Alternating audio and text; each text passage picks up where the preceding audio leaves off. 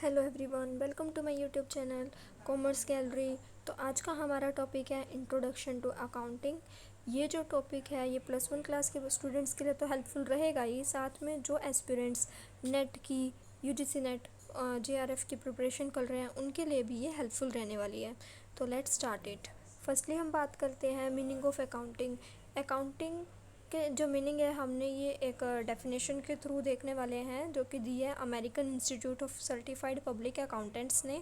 ये क्या कहता है कि accounting is the art of recording, classifying and summarizing in a significant manner and in terms of money transactions and events which are in part at least of a financial character and interpreting the results thereof। means कि जो accounting है ये एक art है। Art क्या होता है? Art होता है एक टेक्निक किसी काम को करने की। तो अकाउंटिंग भी जो है एक टेक्निक है जिसमें हम जो है अकाउंट्स को प्रिपेयर करते हैं। इसमें क्या क्या एक्टिविटीज़ आता है? फर्स्टली आती है रिकॉर्डिंग। रिकॉर्डिंग मीन्स जब भी कोई ट्रांजैक्शन होती है उसको हम फर्स्टली जब बुक्स में रिकॉर्ड करते हैं, जो जर्नल बनाते हैं, वो आता है रिकॉर्डिंग। देन क्लासीफाइंग, जब हमने जर्नल बनाई तो उसके बाद उसको क्लासीफाई करते हैं अलग अलग हेड्स के अंदर। जैसे कि फॉर एग्ज़ाम्पल हमने कोई मशीनरी परचेज़ किया है तो उसकी एंट्री हम क्या लिखेंगे जर्नल में कि machinery account debit to cash account. तो हमारा यहाँ पे क्या होगा? दो हेड्स आए, मशीनरी और कैश। तो हम यहाँ पे क्या करेंगे? लेजर्स के अंदर मशीनरी को मशीनरी वाले हेड में डालेंगे और कैश को कैश वाले के अंदर रिकॉर्ड करेंगे। एंड समराइजिंग, समराइजिंग होता है समरी की फॉर्म में, मीन्स की जो हमारा होल ईयर का डाटा है उसको ऐसे प्रेजेंट करना कि जो हमारे यूज़र्स हैं उसको वो अंडरस्टैंड कर सकें। और जो हमारी अकाउंटिंग है वो मनी के टर्म में होती है। बिना जो जिस चीज़ को हम मतलब कि मनी के टर्म्स में रिकॉर्ड कर सकते हैं, मेज़र कर सकते हैं, हम उसी को जो है अकाउंट्स में रिकॉर्ड करते हैं। जो भी हमारी ट्रांजैक्शंस है या इवेंट्स हैं, ये जो है किस लिए हेल्पफुल होती है? हम इससे रिज़ल्ट निकाल पाते हैं कि हमारा जो बिज़नेस है उसे प्रॉफिट हुआ है या फिर लॉस हुआ है, और हमारा जो बिज़नेस है उसकी फाइनेंशियल पोजीशन क्या है। आई होप आपको मीनिंग क्लियर हुआ होगा। हम आगे बढ़ते हैं। अब हम बात करते हैं करेक्टरिस्टिक्स ऑफ अकाउंटिंग की। अकाउंटिंग की क्या करेक्टरिस्टिक्स हैं? First one is accounting is an art as well as science. अब हमने जैसे बात की थी कि आर्ट क्या होता है? आर्ट होता है एक टेक्निक, किसी भी प्री डिटरमाइंड ऑब्जेक्टिव को करने का जो टेक्निक होता है, तरीका होता है, उसको हम आर्ट बोलते हैं। वैसे जो अकाउंटिंग है वो भी एक आर्ट है। क्यों? क्योंकि इसमें हमें पता है पहले हम रिकॉर्ड करेंगे, देन हमारे ट्रांजैक्शन को क्लासीफाई करेंगे, उसके बाद समराइज करेंगे बिजनेस की ट्रांजैक्शन को, ताकि हम ये पता लगा सकें कि हमें नेट प्रॉफिट हुआ या नेट लॉस। साथ के साथ अपनी जो फाइनेंशियल पोजीशन है बिजनेस की उसको भी पता लगा सके। अब उसके बाद बात करते हैं साइंस। साइंस क्या होता है? कोई भी ऑर्गेनाइज्ड बॉडी ऑफ नॉलेज होती है जो कि मतलब सर्टेन प्रिंसिपल्स के ऊपर बेस्ड होती है, स्पेसिफाइड प्रिंसिपल्स के ऊपर बेस्ड होती है, उसको बोलते हैं साइंस। तो जो हमारी अकाउंटेंसी है वो भी साइंस है। क्यों? क्योंकि उसके अपने रूल्स हैं, प्रिंसिपल्स हैं और अकाउंटिंग स्टैंडर्ड्स हैं जिसके नॉलेज के बेस पे जो है हम अकाउंट्स प्रिपेयर करते हैं।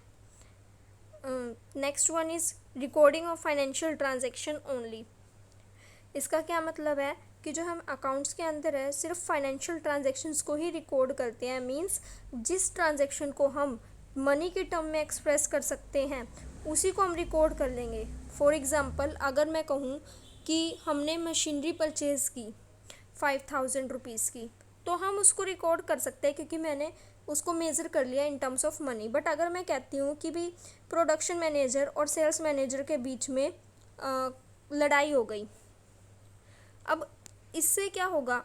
हमारे बिज़नेस को नुकसान होगा, बट हम मेज़र नहीं कर सकते उसको मनी के टर्म में कि कितना नुकसान होगा, इसलिए हम उसको रिकॉर्ड भी नहीं करेंगे। Third one is recording in terms of money. जितनी भी ट्रांजैक्शन हम बुक्स के अंदर रिकॉर्ड करते हैं वो सिर्फ मनी के टर्म्स में ही करते हैं।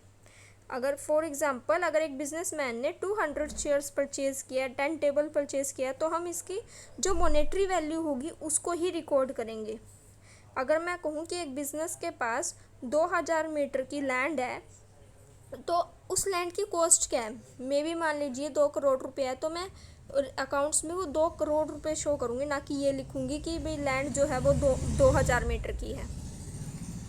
अब उसके बाद आता है क्लासीफाइंग। क्लासीफाइंग हमने अभी बताया था जैसे मीनिंग में कि जो क्लासिफिकेशन होता है वो एक प्रोसेस होता है जिसके अंदर हम जो एक ही नेचर के ट्रांजैक्शन है उसको एक प्लेस पे ग्रुपिंग कर देते हैं, उसको बोलते हैं क्लासिफिकेशन। मतलब एक तरह के नेचर के अकाउंट को एक तरह के नेचर के जो ट्रांजैक्शन है उसको एक सेपरेट अकाउंट के अंदर रिकॉर्ड कर देना।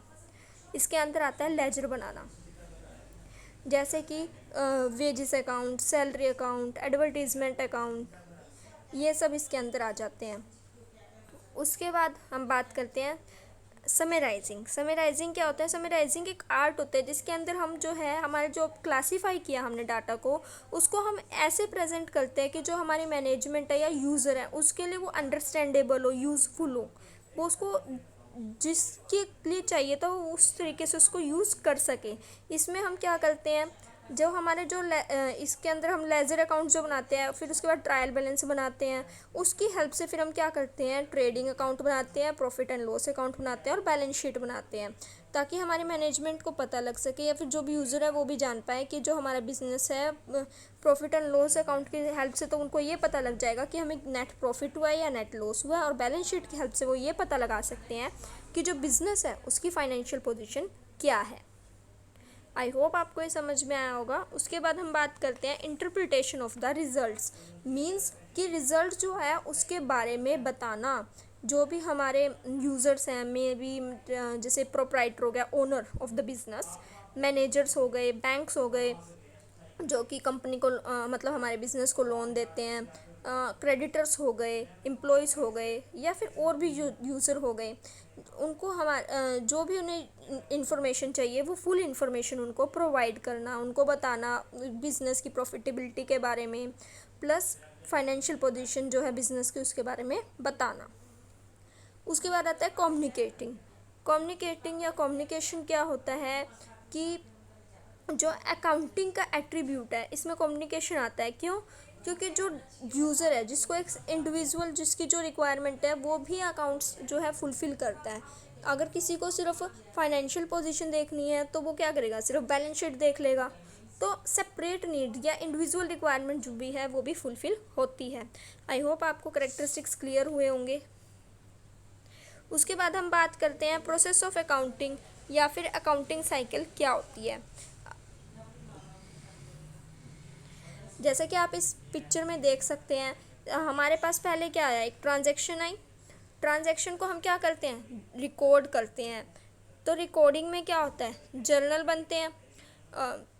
उसके बाद क्या करेंगे, हम क्लासीफाई करेंगे लेजर में। अब जैसे जो रिकॉर्डिंग है उसमें क्या होता है, अगर एक छोटी फर्म है तो हम सिंपली जर्नल बना लेते हैं क्योंकि उसमें ज़्यादा ट्रांजैक्शन नहीं रहती है। लेकिन अगर कोई बड़ी फर्म है तो उसमें क्या होता है कि जर्नल भी हम सब डिवाइड कर देते हैं सब्सिडरी बुक्स में, मे बी जैसे cash book, sales book, sale return, bill receivable, bill payable, इन सब में। उसके बाद हम उसका लेजर बनाते हैं। Then trial balance. Trial balance क्यों बनता है, ताकि हम हमारे जो जर्नल्स है उसको सबको मतलब कि अभी तक जो बनाया है उसको चेक कर सके कि कहीं कोई गलती तो नहीं है। देन उसके बाद हम इसकी हेल्प से बनाते हैं trading account, profit and loss account और बैलेंस शीट, जिससे कि हम ये पता लगा सके कि हमें नेट प्रॉफिट हुआ या नेट लॉस, प्लस ये भी पता लगा सके कि हमारी बिजनेस की फाइनेंशियल पोजीशन क्या है। तो ये होता है अकाउंटिंग साइकिल। आई होप आपको ये आज का कॉन्सेप्ट क्लियर रहा होगा।